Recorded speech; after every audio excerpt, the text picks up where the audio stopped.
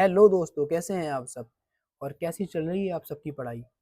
उम्मीद करता हूँ कि आप सबकी पढ़ाई बहुत अच्छी चल रही होगी। दोस्तों, आज हम class 5 chapter number 12 natural disaster के आउट ऑफ द बॉक्स के क्वेश्चंस के सॉल्यूशंस लेके आए हैं, जिसमें लोगों को अक्सर दिक्कतों का सामना करना पड़ता है। बच्चों को बहुत परेशानी होती है कि इस आंसर को क्या लिखें, कैसे लिखें। तो दोस्तों, आज हम इस प्रॉब्लम का सॉल्यूशन लेके आए हैं। तो देखते हैं अपना पहला सॉल्यूशन क्या है, पहला क्वेश्चन क्या है, सॉरी। पहला क्वेश्चन है, why is it safe to stand in an open area during an earthquake. Earthquake के टाइम पे हमको ये सजेस्ट किया जाता है कि हमको एक ओपन प्लेस वाली जगह पर चले जाना चाहिए। तो दोस्तों, ऐसा इसलिए होता है क्योंकि हम कुछ एक्सीडेंट को होने से बचा सके। जैसे कि अगर हम ओपन एरिया में नहीं जाएंगे तो कोई भी इलेक्ट्रिक पोल्स हो गया या एक्सवाइजेड कोई भी हमारे पास बिल्डिंग हो गई या फिर बिल्डिंग हो गई या कोई ट्रीज हो गए जो कि हमारे ऊपर गिर सकते हैं। लेकिन ओपन एरिया में अगर हम पहुंच जाएंगे तो वहां पर ऐसा कुछ होता ही नहीं है। तो हम इन सब एक्सीडेंट से अर्थक्वेक के दौरान बच सकते हैं। तो दोस्तों, देखते हैं क्या बनेगा इसका answer. Why is it safe to stand in an open area during an earthquake.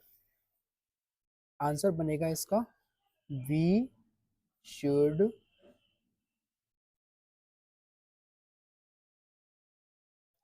Move in an open area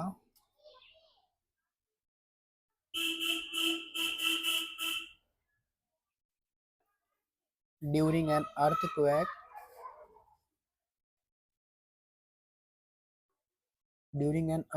because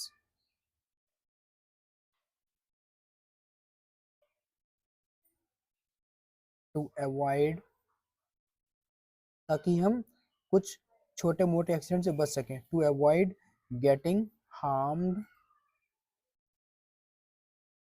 to avoid getting harmed by any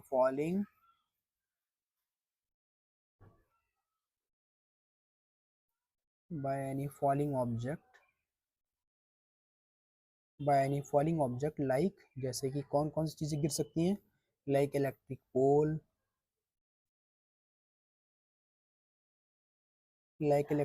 हो गए, और ट्रीज गिर सकते हैं, ऐसा हो सकता है।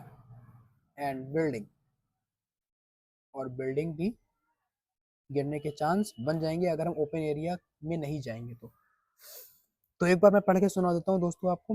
We should move in an open area during an earthquake because to avoid getting harmed by any falling object like electric pole, trees and the building. दूसरा क्वेश्चन है दोस्तों, why does the presence of the dry leaves increase the spread of the forest life.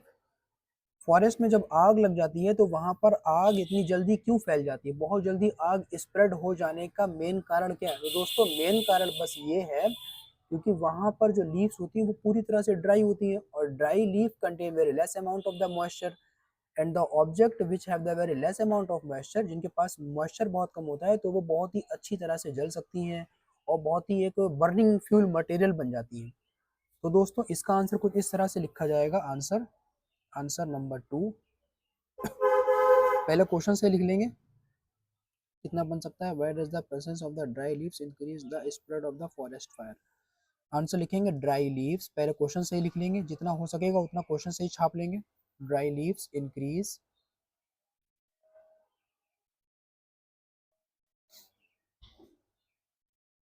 The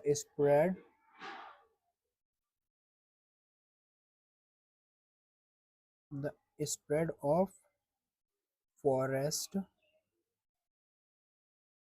because, ये किसकी तरह act करते हैं, they act as READILY, readily, AVAILABL, readily available fuel. बहुत ही अच्छा फ्यूल बन जाता है ये। ड्राई लीव्स, ये बहुत ही आसानी से आग को पकड़ सकती हैं। Dry leaves catch fire very rapidly, क्योंकि सूखी होती है इसी वजह से आग बहुत अच्छे से पकड़ लेती है ये। Very rapidly, it contain less moisture, दोस्तों पत्तियां सूखी होती हैं तो वहां पर मॉइस्चर बिल्कुल कम होगा, less moisture which make them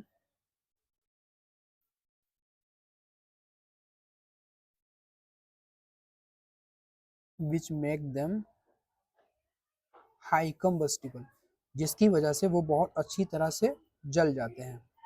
जैसा कि अभी आपने देखा होगा अमेरिका के कौन सा शहर था वो ध्यान नहीं आ रहा है, फिलहाल अभी जल्दी रिसेंटली अमेरिका में ही जंगल में आग लग गई थी जिस वजह से वहां पर बहुत नुकसान हो गए थे, काफी ज्यादा लोग अफेक्टेड हो भी गए थे उस चीज से। तो दोस्तों ये बन गया अपना आंसर। दोस्तों वीडियो अगर अच्छी लगी हो तो वीडियो देखें और आंसर को अपनी कॉपी में लिखें, यही आंसर आपको अपने आंसर में भी लिखने हैं, एग्जाम में भी लिखने हैं, और बिल्कुल सही आंसर माना जाएगा आपका ये। दोस्तों इसी तरह के आपको सॉल्यूशंस मिलते रहेंगे, तो बने रहें इस चैनल के साथ, gentleman education 9956। Thank you, have a nice day ahead.